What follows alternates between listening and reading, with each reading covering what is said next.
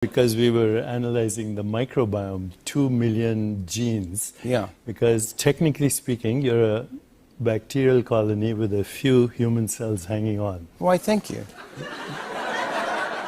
Tell me about Metahuman. What does that mean, Metahuman? Meta means beyond, and human means beyond the human conditioned mind. Because all of society operates under the hypnosis of social conditioning. And it limits their imagination, insight, intuition, creativity, higher vision, inspiration, everything that actually we value as humans is limited by social conditioning. Really? So what you're saying basically is there's a way to go further. Yeah, every child that is born is actually proof that God has not yet given up on human beings. Because children are automatically full of wonder, curiosity, playfulness, joy, humor, love, compassion, empathy. Can you hear me? Yeah, Deepak, we're good. You're listening to your age. See what happens. Yeah. I can't hear you. I cannot hear you. Pause the digital. In here it says, you say we need to get... Deepak, can you hear us? Hi, Deepak, can you hear us?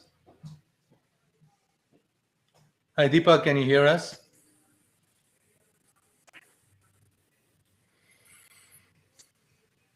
Deepak, can you hear us? No, he's not able to hear us. It's not able to hear us. Okay. Is it on this side? Let's No. play this. Yes. Hold on. So, Deepak, we're not able to hear you, Deepak. Can you say something? Can you hear us?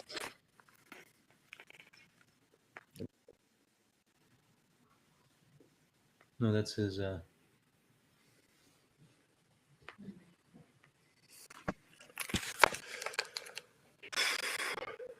Okay. So Deepak's not able to hear us, right? No. Deepak, you still can't hear us? Your headphones, you can't hear us? No, he can't hear us. Let's just play this. Yeah. The physical world, because it actually doesn't exist. There's no such thing as a solid. This thing is proportionately as void as intergalactic space. So is your body. If you go beyond the appearance of molecules and atoms and particles, you end up with a handful of nothing. And that nothing is the womb of creation. Nature goes to exactly the same place to create you as it goes to create a galaxy of stars. We are made of nothingness. We come spinning out of nothingness, scattering stars like dust. That's a poem from Rumi, the great Sufi mystic. How long have you toured with the Grateful Dead? 10 years. They borrowed some of my lyrics. Metahuman, this is your 90th book, by the way. Yeah, one of these days I'll stop.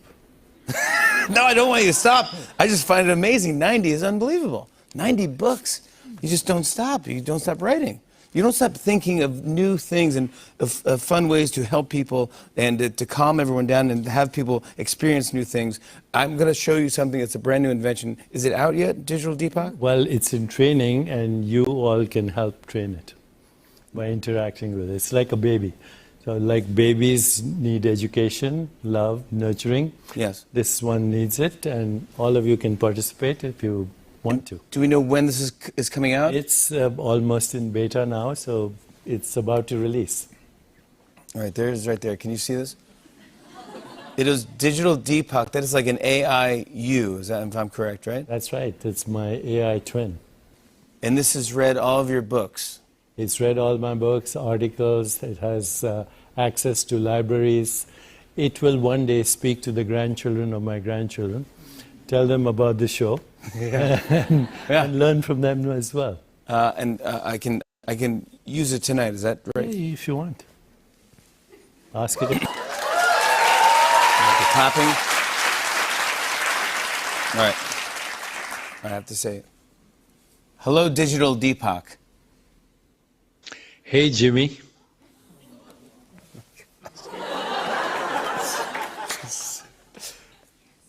Digital Deepak, what is Metahuman?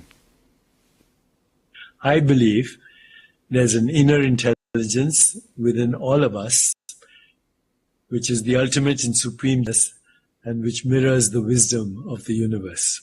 That's Metahuman, the genius inside you. I have a meditation that will help you with this. Meditation. You guys want to try? Do we want to try a meditation? Sure. Can we do this? Roots. We'll do a meditation.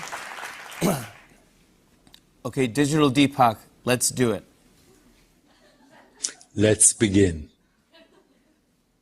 Please close your eyes. Just sit quietly. Uncross your feet. Put your feet on the ground. And now relax your body. Relax your mind. Let thoughts drift in and out, just observing them like clouds in the sky. Observe the breath in, and now observe it as it goes out through your nostrils. And you have started your journey in meditation. Wow. Thank you, digital Deepak. My pleasure. Bye-bye. That's crazy. That's amazing. Deepak Chopra, everybody. Metahuman. Unleashing your infinite potential is available now. On and on and on. I said, and it's on and on and on.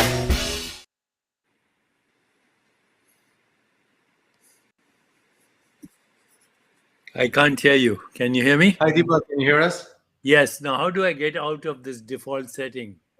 Don't worry about it. We're going to go live. We're live right now. So Okay, perfect. We're live, Deepak. It's great to see you. Great to see you, Sharad. Great, Punacha. And we have some time to talk about, the reimagining humanity, right? One of the things I'm looking forward to talking to you most about. Already in this summit, I know we've covered a lot of issues about where this is all taking us with artificial intelligence, but I want to ask you to start off the difference or your belief. Could we create, instead of artificial intelligence, artificial consciousness?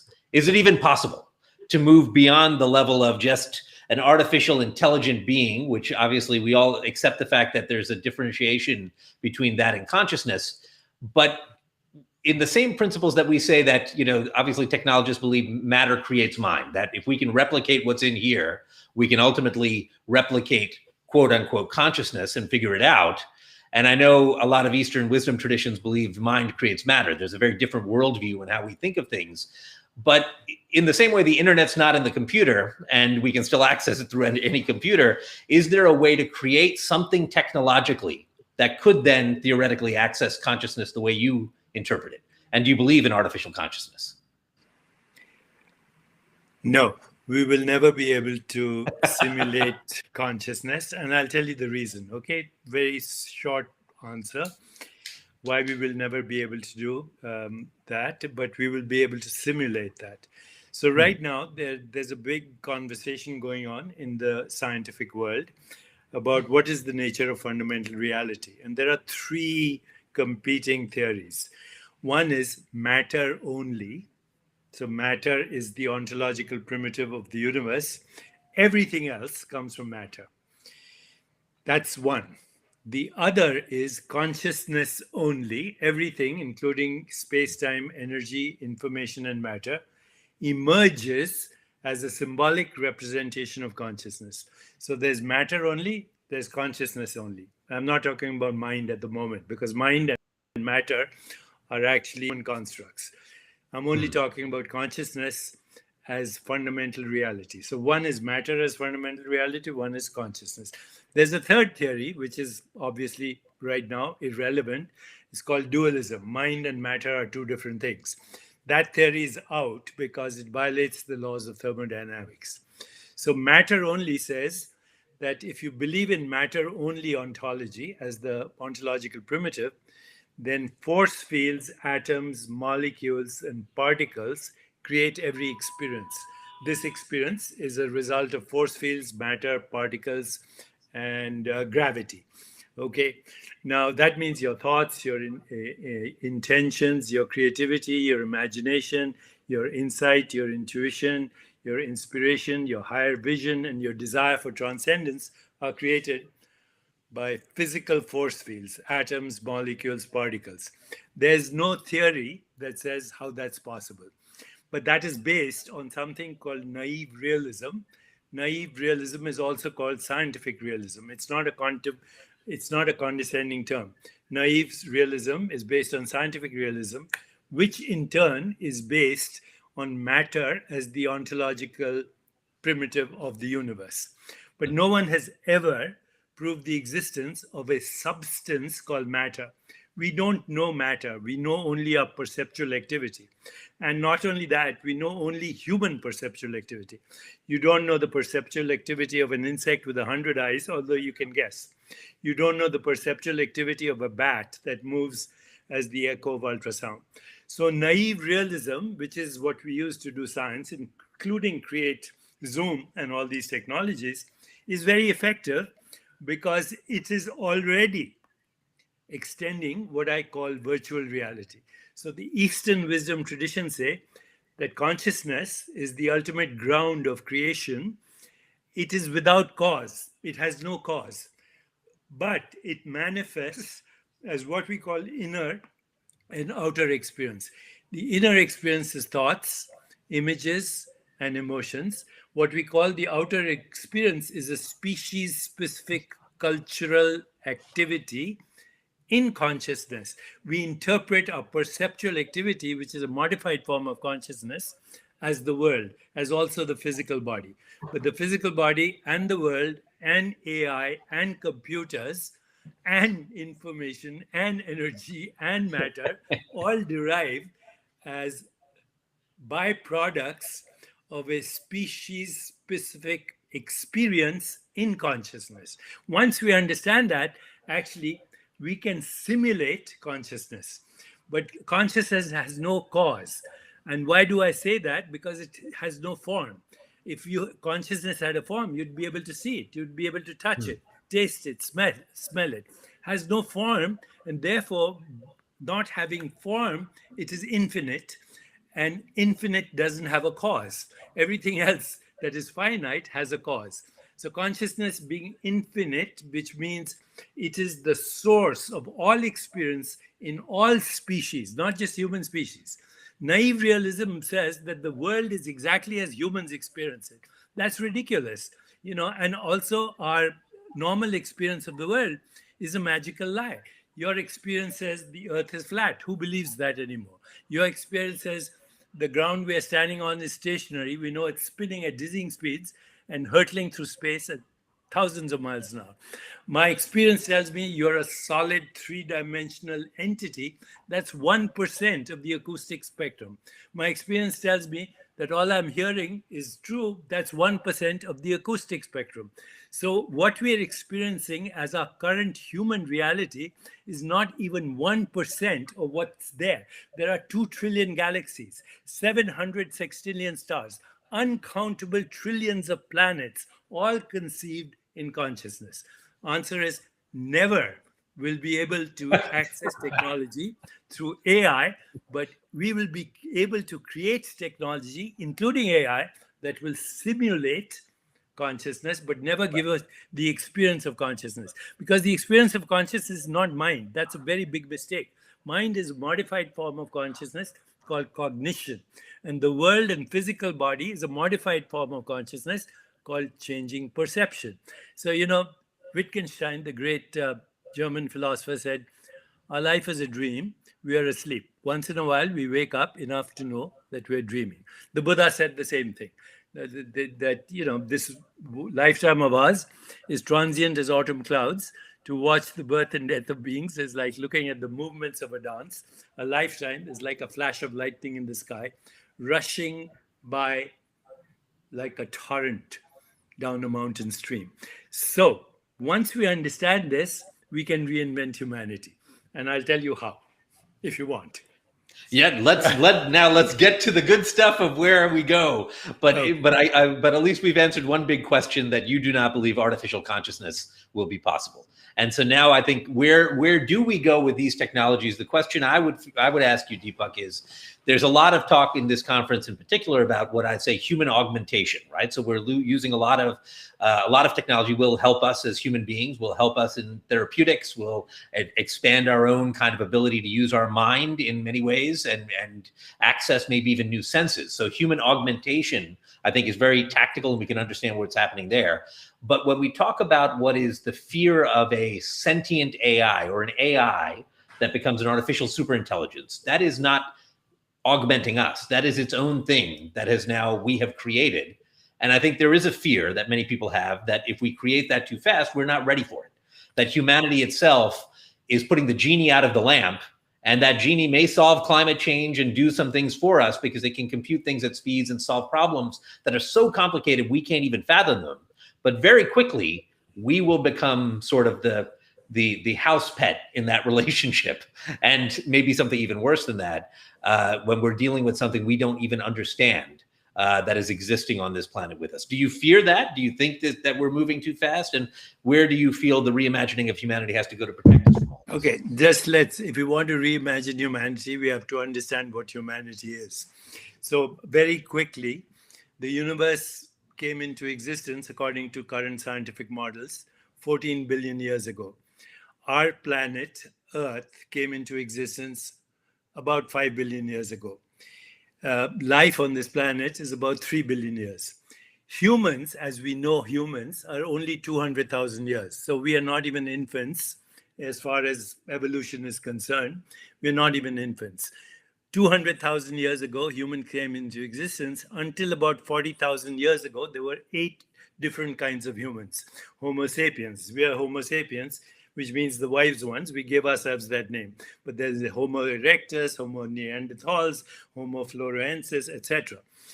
About 40,000 years ago, there was what is called the cognitive revolution. One species, us, developed a language for telling stories, and that decimated the other species. We became storytellers. We created constructs like money, like latitude, like longitude, like nation states, Wall Street, whatever. And that is human history. Until about 15,000 years ago, we lived in a mythical age. Then about 15,000, 12,000 years ago, we got into what we call the age of agriculture. The scientific revolution is 500 years old only. What we call Newtonian physics is about 400 years. Quantum mechanics is 100 years. Relativity is also about 100 years. And this is where we are with quantum computers, artificial intelligence, developing written language and oral language, without which there would be no humanity as such. Now, given that in the short frame that we have existed, short frame, 200,000 years, 15,000 years for oral language, 5,000 years for written language. What does it mean to be human right now? And if we are totally honest, to be human means nuclear weapons, biological warfare, internet hacking, extinction of species, climate change, extinction possibly of our own species, destruction of ecosystems, and poison in our food chain. This is what it means to be human today. And it's a shame, but it's also actually a recognition that we are not even in our infancy. We haven't reached adolescence. So if we want to reach humanity, it has to be done in the context of our evolution as a biological species. And yes, we can reinvent humanity if we recognize that everything that is created by humans today is created in human imagination. It starts with that, human imagination in human consciousness.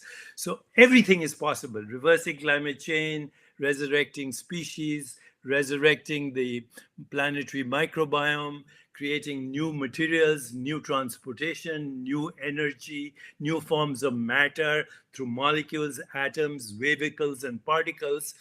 We have an age that is coming that Homer never dreamed of, that the Vedantists dreamed of, but were not, they imagined, they imagined things like airplanes and rockets and interstellar travel, but they had a different ontological framework.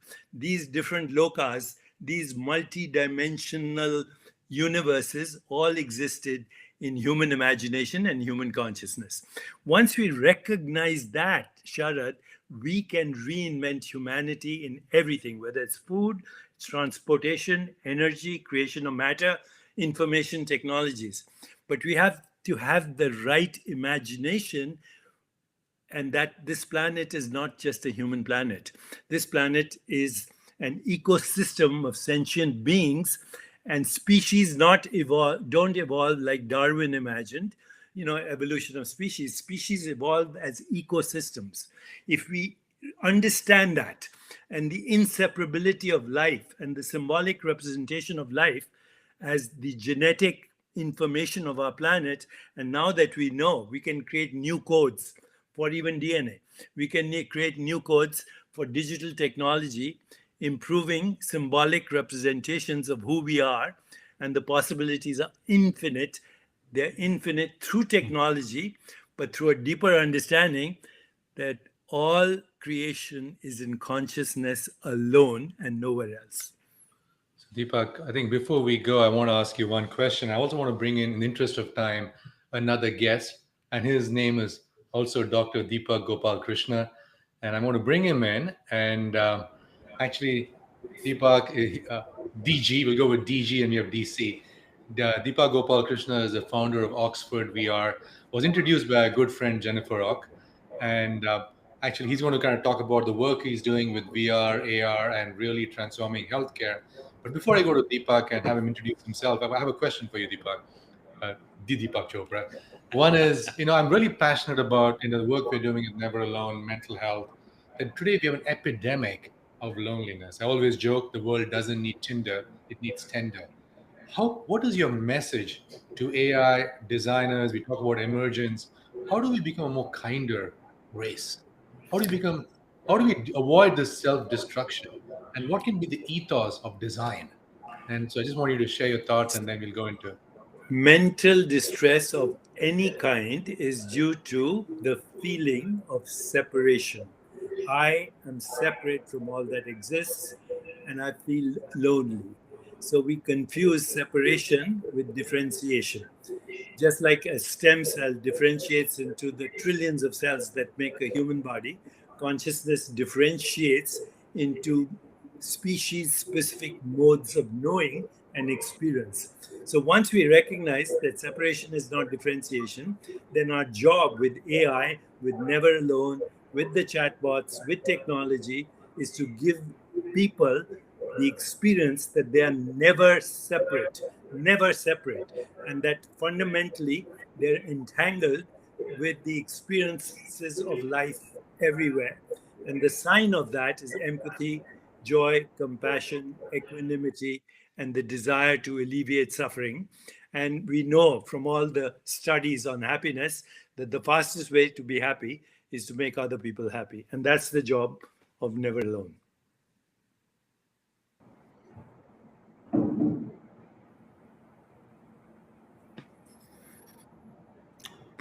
Panacha?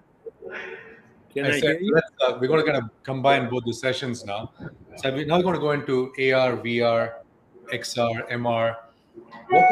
How can we use these amazing technologies which are coming out right now to kind of really give us a glimpse of looking at phobias and things like that? So we have today joining us Dr. Deepak Gopal Krishna. Thanks, Panacha. Can you do a quick intro and share maybe your background of the work you're doing? Sure thing.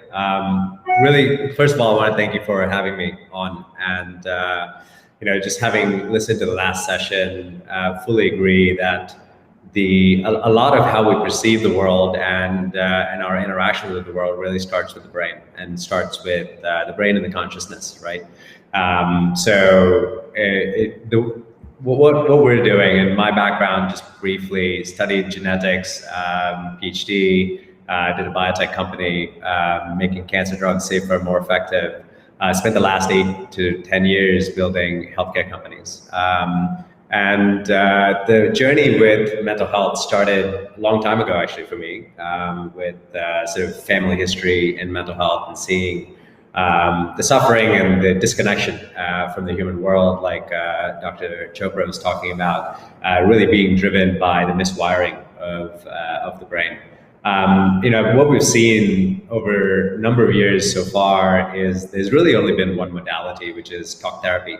For the most part. Well, that and the fact that we over-medicate people. But when in reality, if you really sort of start to dig into that sort of human brain and how you can actually use that and sort of use good psychological treatment to alleviate some of that suffering, alleviate some of that disconnection that Dr. Chopra was talking about, and really sort of bring people back to sort of living their fullest lives, we're still missing the mark on it. Right, we're missing the mark on it with talk therapy, and there's a number of issues that still exist. We're not in the moment. So what I mean by that is treating someone for a phobia, or treating someone for psychosis in a room isn't probably the right place to do it. Right, you need to be able to do it. Let's say it's a fear of heights, probably on a bridge, or if it's a socially avoidant behavior, you need to be able to do it on a bus. But the fact is that we just don't have the volume of high quality therapists, and we have high variability in the quality of those therapists as well. And we're seeing that being exacerbated by the sort of proliferation of all of the D2C models that we have so far. And given that it's only been talk therapy, it really isn't scalable, and we can't meet the demand of the population. So what we've been building and what we've been working on is essentially augmented reality, virtual reality, and AI tools. This was born out of work of Dr. Daniel Freeman, our scientific co-founder out of Oxford. He's been working on VR for about 2 decades now. We built treatments where you have essentially an augmented or virtual reality. So this is the in-the-moment care that we're talking about. So not in a room, but actually in the moment, in the environment, in the moment when you need it. And it gives people high-quality psychological therapy. So this is taking the best-in-class treatment, encoding that into a virtual environment. And if you never put on a VR headset, it is amazingly real, and your brain is amazingly plastic. So you essentially put yourself into that world and you get the therapy in that world, and it gives you access to the highest quality therapy in the right moment. And on top of that, we're able to give people the transparency on where they're going, what the goal is, how they're getting there. But the real sort of value here is how can you enable technology like augmented reality and virtual reality to retrain your brain. And to alleviate that disconnection, to alleviate some of that suffering. And that is the magic that you can bring. But the question always is going to remain, does it work, right? And I think some of the great work that you guys are doing at the Chopra Foundation and sort of the world that we live in is the rigor of research that needs to accompany these types of digital therapeutics. We've published the work in Lancet, Nature, a variety of other journals, and I've really been following a lot of the work that you've been doing as well. And I think that's the rigor that we need to apply to the world of digital therapeutics and technology to really, truly have that kind of impact where we can scale that high quality therapy to the people that need it the most. So that's what we're doing. We're bringing these types of technologies that are validated, clinically validated, but truly sort of helpful to the people at need the most. So DG, I think looking at AR and VR, especially now look at multiverses, what's your thoughts on using it for psychedelic medicine? Do you have any work coming in from an Oxford VR perspective, or Ray, the company, right? To look at psychedelic medicine, how technologies can play a role there? Absolutely. Look, we don't think about technology as point solutions. In fact, the human journey it's a journey. It's over. You interact with technology, you interact with people. There's ways to sort of reprogram and open up the brain to be more receptive to new modalities of thinking and new connections that the brain needs to make. And the data that is emerging around ketamine, transcranial magnetic stimulation, psilocybin, MDMA is exceptionally strong, right? And when you combine that with the ability for you to put the brain into a virtual reality that it perceives as real, priming that brain not only with alternative psychedelic medicine, but also with things like deep listening to music therapy, meditation, intentional sort of goal setting ahead of those types of treatments allows us to have the kind of impact that you otherwise might not be able to have, right? So, I mean, there are plenty of studies that show that medication-resistant patients respond to psilocybin or respond to ketamine therapy, but think about those additive effects, and that's sort of where we're focused a lot, and really sort of, looking to sort of work with folks like Dr. Deepak Chopra and your foundation on the sort of pioneering work you're doing as well. So see so much sort of value there. Thank you. I think so. Now we were planning to do something. We're going to show a video, and so Deepak, we want to kind of reflect as a team.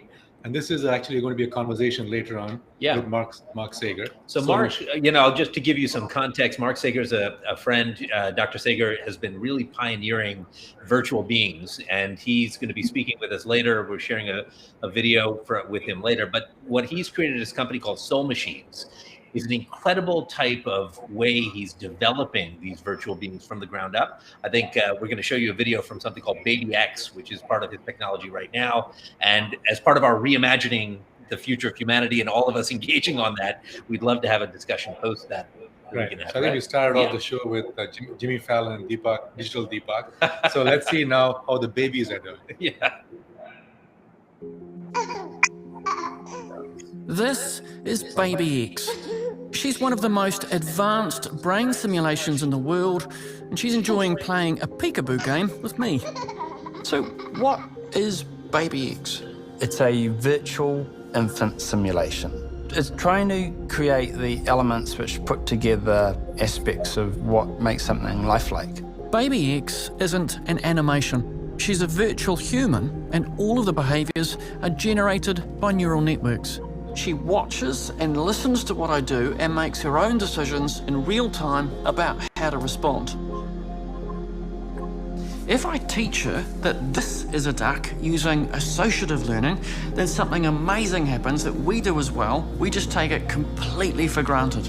Now watch what happens in Baby X's brain when I say the word duck to her. Duck. Her brain builds a link between the word duck and an actual duck. We can see that Baby X is looking at the spider and there's no reaction. But I'm now going to tell her it's something she should be scared of. Scary spider! The spider now provokes a clear fear response. The sight of the spider triggers specific parts of her brain. Her amygdala initiates a cascade of reactions which send chemicals into her system, generating the physical and emotional feelings of fear. When we take the spider away, she calms down. And when we bring it back, we can see she's now scared of it. When Baby X presses the green button, a duck appears. And when she presses the red button, a snake appears. As Baby X continues to press the buttons, her brain begins to form new connections. She wants to see a duck, so she's working out pressing the green button gets her what she wants. This ability to learn sequences and to predict what might be about to happen next is crucial to everything we do. We all know that making eye contact is a powerful way to create a sense of connection. There's a chemical in your brain called oxytocin, the hug drug, which also has an amazing effect on how we connect with other people. I'm going to increase her levels of oxytocin, and let's see what effect that has. Baby X makes a clear shift to focus on eye contact. We're connecting, and she even gives me a smile. Inside Baby X's brain, we can see oxytocin being released. Here it's the greeny blue bits secreted by her pituitary gland. The simple act of connection means she's rewarded with oxytocin, which makes her seek even more connection. And even though I'm interacting with a digital baby, the same thing is happening inside my brain.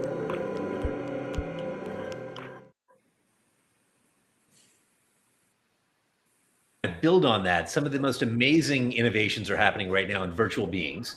And we couple that to some of the most amazing innovations that are happening in VR, where we're able to get more and more presence inside these devices and find ourselves more and more immersed. You know, soon the relationship between individuals and virtual characters are going to be so immersive at such a level where those characters can probably intuitively understand us even better than real human beings can, and engage with us because of that on a deeper level. I mean, there are dangers that happen here. There are concerns that happen when we become so isolated in that. And I'm reminded of this quote that Mark Zuckerberg said when he bought Oculus, and I'd welcome both of you to chime in on what your thoughts are. But when, you know, around the time when his vision for Oculus in the early days was, imagine enjoying a courtside seat at a game, studying in a classroom of students and teachers all around the world, or consulting with a doctor face-to-face just by putting on goggles in your home. It sounds wonderful. And then it gets a little weird. You know, these headsets would eventually scan our brains, then transmit our thoughts to our friends the way we share pictures on Facebook today. Eventually, I think we're going to have technology where we can communicate our full sensory experience and emotions to someone through thought. So we're already seeing, you know, with Baby X, I think some amazing work that's being done to really create the foundations in a digital being. And when we go to this level, whose memory is it if you share a memory with me? Is it mine now? Is it my experience? When we move to a mode of experience sharing versus information sharing. So I just open it up to see your reactions to the video. And I know the work you're doing, DG, as well in this space. So, you know, what are your thoughts? Deepak, I know you also have a time constraint, so I want you to go first. Okay, so just one thing about that Baby X video, which should be very telling. And this is the punchline. The brain is created by genes. The brain is created by genes, but it is sculpted by experience, every experience. We saw that in the Baby X video, that as soon as you change the experience, the baby's brain changed. Neuroplasticity simply means that you can change your brain by making conscious choices. If you look at the brain, this is a handy model of the brain. This is the frontal cortex, emotional brain, reptilian brain, spinal cord. Now, with the new technologies, you can watch on VR what your brain is doing as you're having experiences, and you change your experiences. In other words, you can, through new technology, sculpt a new brain. And the reason you can sculpt a new brain is your brain, your mind, VR, the computer, and technology are made of the same stuff, which is non-stuff, awareness. Once we understand that, then we know that we are already living in a virtual reality, and we can extend it to all the things that Sharath just said, all the things. But we have to make conscious choices and sculpt our brains in a way that we achieve fulfillment, contentment, further our evolution through maximum diversity and experience. It's all VR. There's no VR out there that we are creating which is not based on the VR of everyday existence.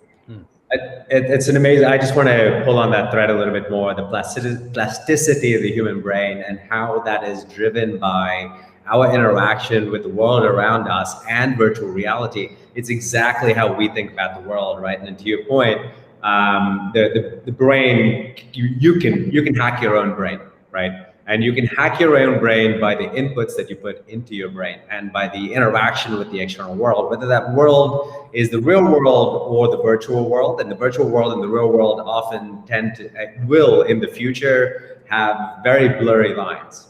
We will come in and out of those two worlds continuously. And what we do here is actually not dissimilar to that, in that we encode a being into the virtual world who provides the inputs for you to interact with that world in a way to retrain your brain. And that is the way in which best practice cognitive behavior techniques are delivered in that virtual world. And then we continue that virtual world and bring that into the real world using augmented reality, and then having people practice those techniques in the real world. So that plasticity comment, I think, is so spot on. It is exactly how the brain perceives, you perceive, how you change yourself, how you start to interact and sort of remove that dissociation that you might have with the external world and solve the problems and or become the person that you want to be. as you move forward and sort of develop, right? So exactly sort of the way in which we think about the world as well. So my initial comment. Switch gears, and maybe since we have a few minutes left, let's take a little thought over here, right? So now that we have AR, VR, AI, we're obviously going to kind of improve, hopefully, our quality of life, because make us more efficient. We have time to now relax. So what does it mean when you have machines and robots and everything else doing your work? When you free up your time, how does the humanity look itself from a purpose, meaning, right? What's the future 100%. work look like? I think we've all tied, we've created a culture that ties this dignity to come from work. And when we have now moved into a society where AI will take away so many jobs and transform and hopefully give us a better use of our own time, if we don't live for work, how do we shift now people to focus on being rather than doing? And is there a way for us to do that? And are we doing enough to do that? Dr. Chopra? I think technology will free us up to actually maximize our own evolution and maximize the evolution of the planet. And by evolution, I mean evolution is a never-ending horizon of creativity, vision, and transcendence. So technology will free us up to actually be more human than we are currently. Because right now we are already robots. We are all algorithms. And we'll be able to disrupt that algorithm by being creative, because creativity is a disruption. And even the greatest technologies are using algorithms based on Gödel's theorem, which means there are theorems that can't be proved, but they are true. They come from human consciousness. So technology will free us up to actually participate in our planetary evolution, cosmic evolution. Yeah, I mean, I couldn't agree more, right? I think you've mentioned live to work. The reality is that we need to flip that on its head, right? We can't live to work. We do so many sort of routine tasks on a daily basis, and in fact, automating that is a good thing. It frees us up to be creative. If you think about innovation and needing to do things differently in order to progress humanity and humankind and sort of how we experience this world. We're actually pulling us back from doing that by doing some of the routine things that machines eventually are going to replace. So, echo Dr. Chopra's comment that freeing us up to do that actually takes us a much bigger leap forward in the evolution of where we are eventually going to get to. So I think a closing question I had for everybody, instead of even you, is that as you look at technology, AI, reimagining humanity, I think the biggest challenge is freedom from suffering. How can AI alleviate human suffering? Is it possible? Is there something we can do?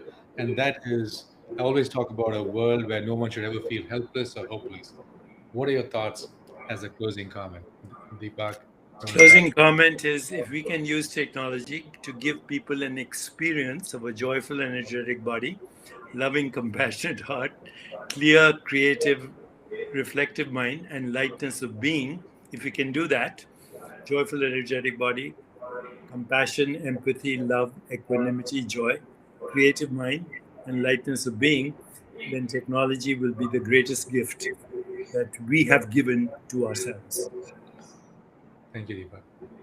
Just a comment from my side. I think it can be good or it can be bad, right? And it really depends on design as well. And I think we can alleviate a lot of suffering by designing it the right way, and that's what that's our goal. Our goal is to use AI and VR to alleviate suffering, and this is mental health and mental well-being, and which mental well-being and physical well-being is so intertwined with one another. So it's a way for us to sort of alleviate that, and people need that bridge to get there, and we're building the tools to help them get there, right? On the other hand, AI can be a negative and can be designed inappropriately, and I think that balance needs to be really tightly sort of controlled as well. So definitely an area of focus for us. Oh, I would only, I would echo that as well. But I do think technology is a reflection of us, of our society, our values, the way we look at our connection to life. And I think that that's been something that we have to really think about. We are at this moment over the next decade, I do believe we are, in essence, giving birth as a humanity to probably the greatest technological rise of innovation that will ever happen. But with artificial intelligence, we're giving birth to something that has all the potential to be the genie out of the lamp. But the three wishes that it gives us, the kind of things it does for us, are going to be reflections of what we want to ask and what we have programmed into it. And there is a fear that right now we're unleashing something so powerful that we as human people may not have the wisdom to understand it. I fear the amount of money that's being deployed in investment in AI technology versus the amount of money that's being deployed towards the investment of AI ethics or AI understanding or even our own evolution as a self. So I think it's a dangerous thing. I do think that the probably greatest existential thing we have that could, one, free us from suffering, but also create immense suffering is going to be artificial intelligence and how quickly it's moving over the next decade. So it is a reflection of us and of the story we are telling right now. And that's what we have to think about. So just wrapping up, I think I started off my career as an AI programmer in 91, 92, programming robots. Life is kind of full circle for me. So I guess what I'm looking forward to the decade ahead is conscious AI. It's augmented intelligence, conscious intelligence, where designers can come together more kinder, compassionate world. So with that, thank you, Deepak. Thank you, Deepak Gopal Krishna, and all the work you're doing. And thank you. Thank you all. Very insightful.